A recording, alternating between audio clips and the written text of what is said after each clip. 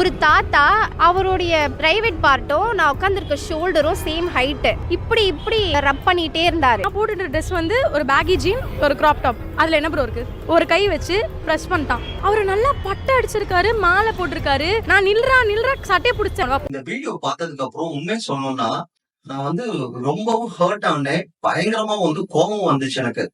2 பொண்ணுங்க ஒரு பாதுகாப்பா ஒரு சிட்டிக்குள்ள அவங்களால டிராவல் பண்ண முடியல. ஒரு வயசானவர் பாத்தீங்கன்னா அந்த பொண்ணு கிட்ட தப்பா நடந்திருக்காரு. இதுல வேற கூட 4 பசங்க இருந்திருக்காங்க வேற. அந்த பொண்ணு தட்டி கேட்டும் அந்த 4 பசங்க எதுவுமே சொல்லாம அதை அட்ஜஸ்ட் அப்படியே ஒரு எப்படின்னா மழுப்பிட்டு போயிருக்காங்க.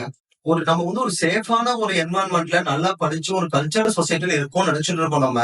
ஆனா பாருங்க, ஒரு ஜாபுக்கு போயிட்டு இருக்க பொண்ணுக்கு இந்த மாதிரி நடந்திருக்கு. அந்த பொண்ணு தட்டி கேட்டும் கூட சுத்தி இருக்கவங்க யாருமே சப்போர்ட் பண்ணல.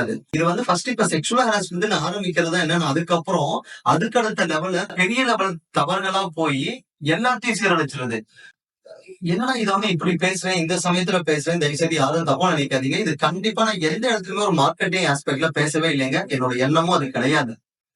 ஆனா இதை விட ஒரு சரியான தருணம் வேற எதுவும் இல்லைன்னு நான் நினைக்கிறேன். இல்ல இதுக்கு மேல இந்த பிரச்சனைய அடுத்த லெவல் வளரக்கூடாதுன்னு நினைக்கிறேங்க. அதனாலதான் இந்த விஷயத்த நான் இப்ப அழுத்தமா சொல்லணும்னு நினைக்கிறேன் நானு. இதே இந்த பொண்ணுகிட்ட பாத்தீங்கன்னா ஏதாவது ஒரு ப்ரூஃப் அண்ட் எவிடன்ஸ் இருந்துச்சுன்னு வச்சுக்கோங்களேன், கண்டிப்பா போலீஸ் கிட்ட போய் அதை கொடுத்திருந்தா இவங்க எல்லாத்தையும் தூக்கி உள்ள வச்சு நல்லா அடி அடிச்சிருப்பானுங்க.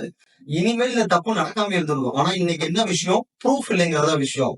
இந்த எக்ஸாக்ட் ப்ராப்ளத்தை சால்வ் பண்றதுக்காக நாங்க கார்டியன் ஏஞ்சலை கொண்டு வந்தோம். நாங்க எப்படி சால்வ் பண்றோம் அப்படின்னு பாத்தீங்கன்னா, இந்த கார்டியன் ஏஞ்சல் பேக்ல சிம்பிளா சொல்றேங்க உங்களுக்கு. கார்டியன் ஏஞ்சல் பேக்ல 2 கேமரா இருக்குங்க.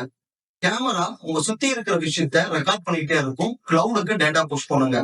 இது எதுக்காக மறுபடியும் சொல்றேன்னா, கிளவுடுக்கு டேட்டா புஷ் பண்ணும். உங்க பேக்கம் கூட யாராவது எடுத்துட்டு போனா கூட பாத்தீங்கன்னா அந்த சர்வர்ல இருக்க டேட்டா வச்சு நீங்க என்ன பண்ண முடியும், போலீஸ் கிட்ட கம்ப்ளைண்ட் பண்ணி கண்டிப்பா அவங்க மேல நடவடிக்கை எடுக்க முடியுங்க.